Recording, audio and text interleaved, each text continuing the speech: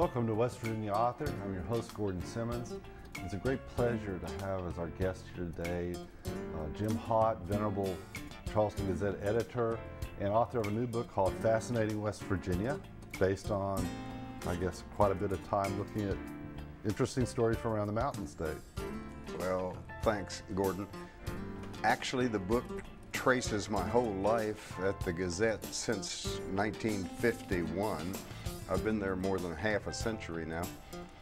And over the years, I would write different columns about intriguing little episodes or wild capers and scandals and funny things. And so over the years, many of these columns appeared tracing the UMW cleanup or the Great War against godless textbooks or the snake handler churches or any historical item. So the Gazette took all these old columns and combined them into a little book with a lot of Gazette photos with them. And there's a great little printing plant out in the hills behind North Charleston called the Printing Press. Right. And they did the book for us. And we're just selling them at book festivals and at the Gazette front desk, and it's great fun, and it gives local people a lot of their own local lore, the intriguing episodes over the years. So that's what the book is. And you go back into history some too. I mean, it's not just recent stuff in your lifetime. There's stuff Lewis Wetzel or Institute. Yeah. I'm from Wetzel County, and Lewis Wetzel was a psychotic Indian killer who went into the forest and tracked Indians and killed them. Of course, they were killing the white settlers too, so it was an awful time. But I've never been sure whether I'm proud of my county name or ashamed of it. But nonetheless, I wrote a column once on Lewis Wetzel, so that's part of the history. Another chapter is the most fascinating love story I ever covered at the newspaper.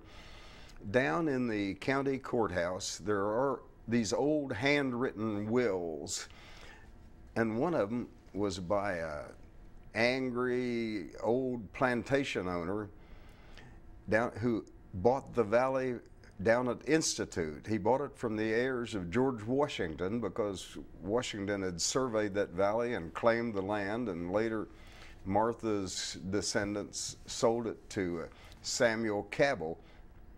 And Cabell was a fiery old Southerner who came into this valley with a whole army of slaves, and he went down there and started a plantation in that valley. And nobody knew it, but he had fallen in love with one slave woman, and he stayed totally devoted to her his entire life, and he had 13 children by her.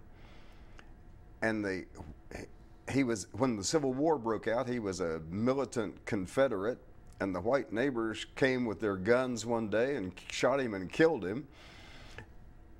And then the widow, this black woman, slave, came to the courthouse with these wills he had written, and they set all of his 13 children free and said that the entire valley was to be divided up among his widow and the 13 children.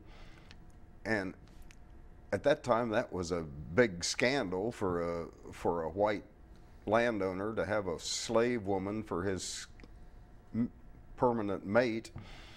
But nonetheless, the wills held up, so they divided that valley into big, wide strips from the river to the hill. Each child got one big section of it. And then after the Civil War, slaves were hated everywhere. Nobody would have them. They would try to expel them from different parts of West Virginia. And the only place they could be safe and have a refuge was down there at Institute. So they all began gravitating and locating there. Then, when Congress passed a law saying states had to educate blacks, that was the only place they could find any land to create a black college, a black school. It was pretty much a high school, I suppose, at first. And the governor got on a barge and went down the river and stopped at Institute and bought some land for the West Virginia Colored Institute, I think it was called. And then it slowly grew into West Virginia State University. Wow. So that's a wonderful, sort of like a Sally Hemings story to me, you know. Right. Very much. That's what reminded me of Jefferson and, right. and that. So, and that's a land grant institute. If you look at the book right here on this page, I went down to Institute and found their graves.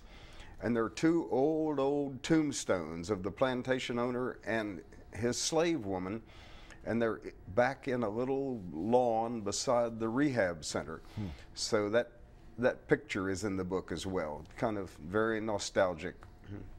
And a lot of these stories are ones that you covered as a reporter, I would think. Right, right.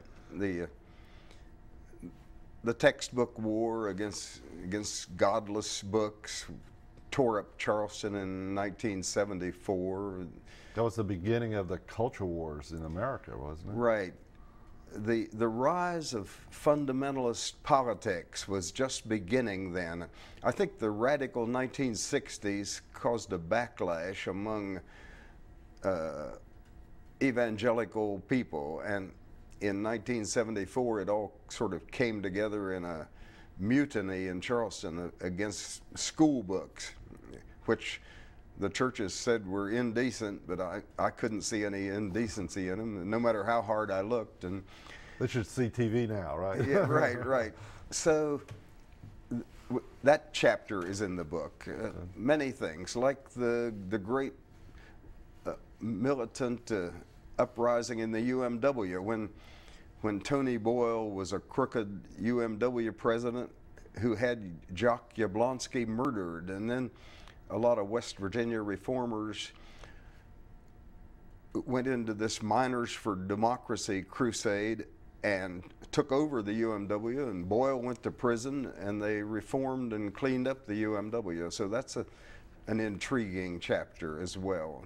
That was a big story. I mean. Yes, it was. At the time, it went on for years, and in the news business, nothing ever happens all on one day. It's strung out day after day in bits and pieces, and